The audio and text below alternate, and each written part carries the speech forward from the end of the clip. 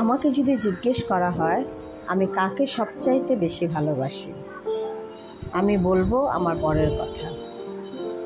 এর কারণ কি জানেন? জীবনে একটা পর্যায়ে এসে আপনার সন্তান, আত্মীয় স্বজন যে যার ব্যস্ততায় দূরে সরে যায়, কিন্তু এই স্বামী নামক যে মানুষটা আছে সে কিন্তু শেষ মুহূর্ত পর্যন্ত আপনার পাশে থাকবে।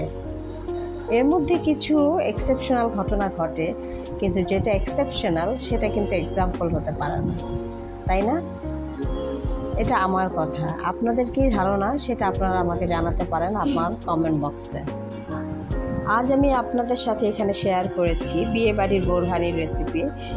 এখানে আমি ইনগ্রিডিয়েন্টসের পরিমাণটা বলে দেইনি, কারণ এই ইনগ্রিডিয়েন্টসের পরিমাণটা আসলে যার যার টেস্টের উপর ডিপেন্ড করে। আপনারা আপনার পছন্দ মতো যে কোনো কিছু ইনগ্রিডিয়েন্টসগুলো বাড়িয়ে কমিয়ে নিতে পারেন। আর এই রেসিপিতে আপনি যদি করেন আশা করি হতাশ হবেন না, ভালো লাগবে। সবাই ভালো থাকবেন, সুস্থ থাকবেন। সবাইকে জানাচ্ছি আগাম ঈদ মোবারক।